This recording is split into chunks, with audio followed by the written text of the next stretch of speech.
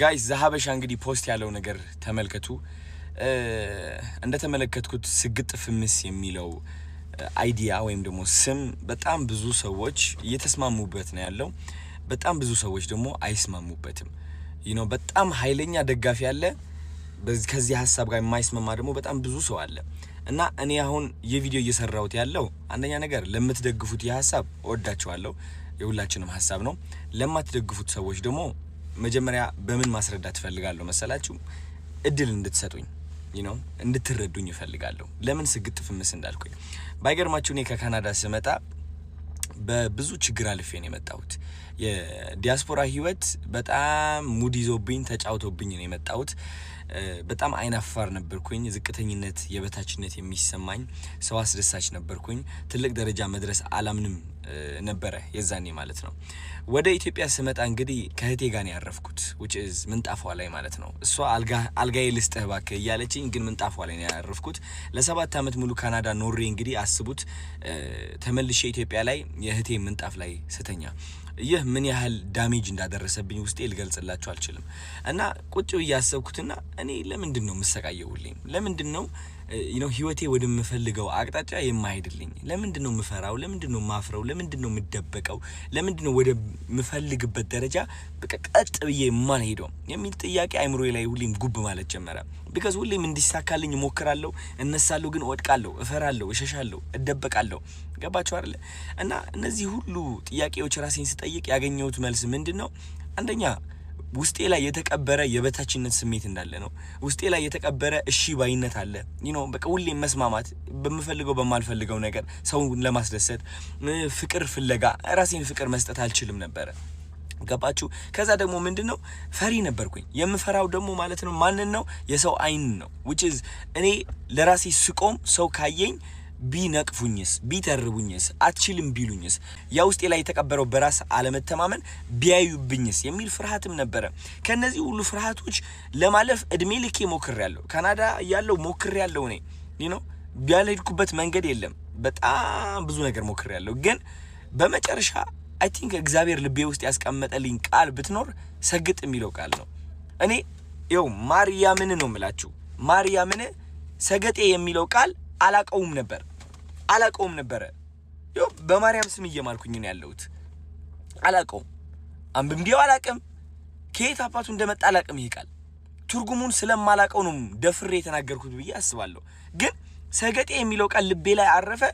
ከዛ ሰግጥ ብዬ ቪዲዮ ለቀቅኩኝ። ይህ ቃል ምን ያህል ኃይል እንዳለው አላወቅኩኝም። ምን ያህል ሰዎች እንደሚቀሰቅስና እንደሚያነቃቃ አላወቅኩኝም። ግን እቺ ቃል ምን አረገችኝ መሰላችሁ? የውስጤ ፍርሃት ሸፈነችው፣ አሸነፈችው። የውስጤ በራስ አለመተማመን አሸነፈችው። እቺ ቃል ምንድነች? ከየት ነው የመጣችው? ማን ነው የሰጠኝ? ለካ ሰገጤ ማለት አይ ቲንክ ፋራ ነው መሰለኝ። ገባችሁ? የዛኔ ነው ሆኜ እያሰብኩት ያለው ሰገጤ ማለት ፋራ ማለት ነው።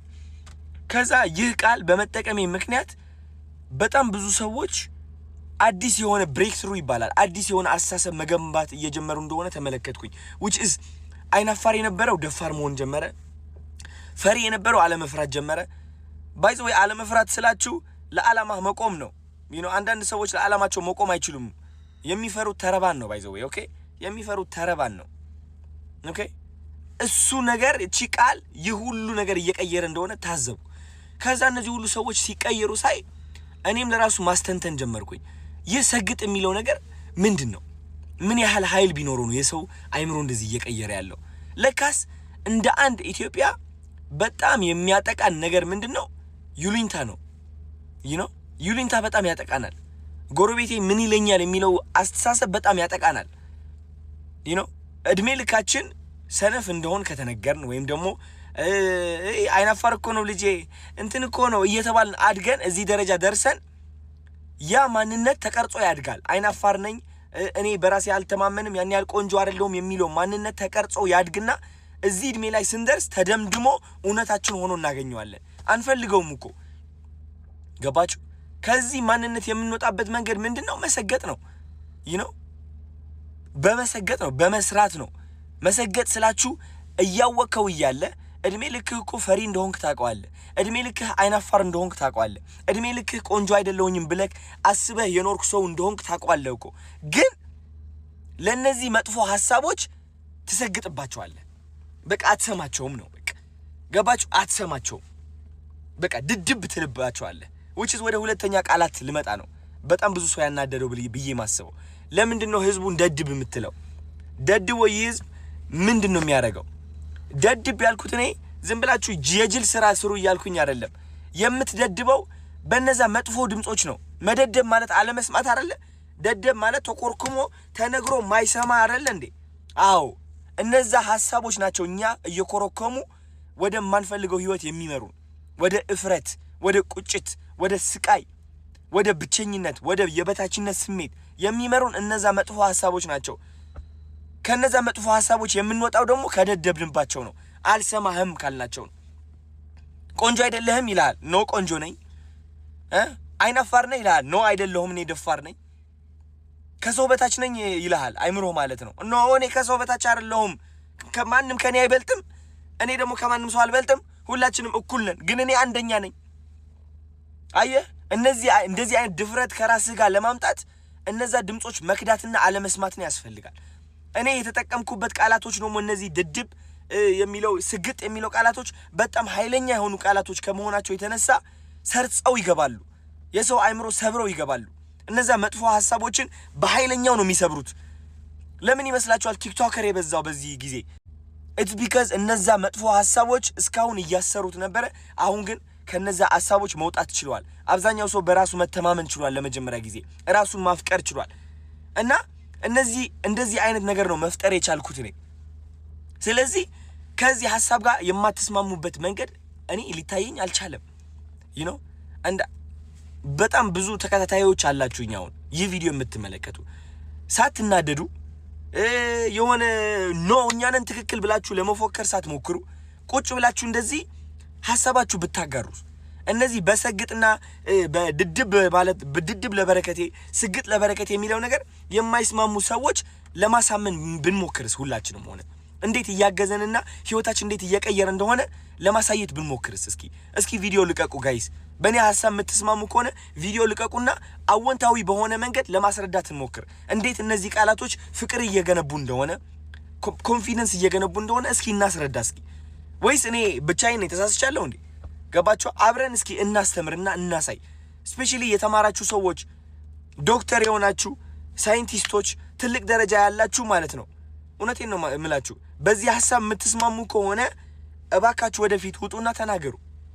የማትስማሙበት ከሆነ ሁላችሁም ደግሞ ከዚህ ሁሉ በማስረዳት በኋላ ካልተስማማችሁበት መናገርም ትችላላችሁ እንደዛው። እኔ እውነቴን ነው የምላችሁ ቁጭ ብዬ የመመልከት አቁሙ አለኝ። የሆነ ነገር ትክክል ካልሆነ ይቅርታ የምል ሰው ነኝ። ትክክል ካልሆነ ማለት ነው። ገባችሁ አይደለ? ስለዚህ እባካችሁ ኮሜንት ብቻ ሳይሆን ቪዲዮም ልቀቁና ሐሳባችሁ ግለጹ። ስግጥ የሚለው ቃል ድድብ የሚለው ቃል ለበረከቴ ማለት ነው ህይወታችሁ በምን መንገድ ነው የቀየረው? ቁጭ ብላችሁ ቪዲዮ ሰርታችሁ እንድትለቁልኝ ይፈልጋለሁ ጋይስ። እናስረዳ እንዴት እየተቀየርን እንደሆነ፣ እንዴት ወጣቱ እየተቀየረ እንደሆነ። የበለጠ ነገር እየተፈጠረ ነው ያለው። ፍቅር ነው እየተፈጠረ ያለው። እኔ ደግሞ ልንገራችሁ ከፍቅር ውጪ ምንም አልፈልግም። እኔ ፍቅር ነው የምፈልገው። ዳስት እኔ በጣም ሰላም የምወድ ሰው ነኝ። በጣም እኔ ልንገራችሁ እኔ ከምን ጋር ነው ፍቅር የያዘኝ? ከተፈጥሮ ጋር ፍቅር ይዞኛል። ከእግዚአብሔር ጋር ፍቅር ይዞኛል። እግዚአብሔር ከዛ ውጪ ምንም የለኝም። እኔ ምንም ያዝኩት ሐሳብም የለም። ገባችሁ አይደል? ሰላምን ነው የምፈልገው። እውነቴን ነው የምላችሁ። እና እናንተም የኔ ተከታታዮች እንደዛ እንድትፈልጉ ነው የምፈልገው። በቃ እኔ ለፍቅር እንድትቆሙ፣ ለኮንፊደንሳችሁ እንድትቆሙ፣ ክሬቲቪቲ ኢንተርናሽናል እንድንሆን ኢትዮጵያ እንደ ኢትዮጵያ ማለት ነው ይዘን ወደ አፍሪካ፣ ከአፍሪካ ደግሞ ወደ ውጭ ሀገር ታለንትድ የሆኑ ሰዎች እንዲወጡ ነው አላማዬ። ከዚህ ውጪ ምንም የለም። ገባችሁ? እና እግዚአብሔር ይመስገን ሁሉም ነገር እየተቀየረ ነው ያለው። ሐሳባችሁ ስጡበት። ወዳችኋለሁ። ቴንክ ዩ ጋይስ። ስግጥ የሚለው ቃል ብናቆም ይሻላል። ምክንያቱም በጣም ብዙ ሰዎችን እያስቆጣን ያለው አይኖ እናንተ እንደምትወዱት እርግጠኛ ነኝ። ግን እኔ ስራዬን መስራት አልቻልኩኝ በስነ ስርዓት ማለት ነው። እኔ እውነቴን ነው የምላችሁ በቃ በሰላም በፍቅር መስራት ነው የምፈልገው። ህይወቴን ኢንጆይ ማድረግ ነው የምፈልገው። ስለዚህ ከሰላሜ በላይ ደግሞ ቫልዩ ማድረገው ነገር የለም። እውነት ለመናገር ነው የምላችሁ። እና ስግጥ የሚለው ቃል እናቁመው፣ አንጠቀመው። and አይዲያው መስራት ነው። እንስራ በቃ ራሳችንን እናዳምጥ፣ ተግተን እንስራ። ከአይምሮአችን በላይ ልባችንን እናዳምጥ። እግዚአብሔር በልባችን ነው የሚደርሰን። and አላማችን እንቁም። አይዲያው እሱ ነው። አይዲያውን ብቻ ይዘን እንጠቀምበት። ስግጥ የሚለው ቃል ግን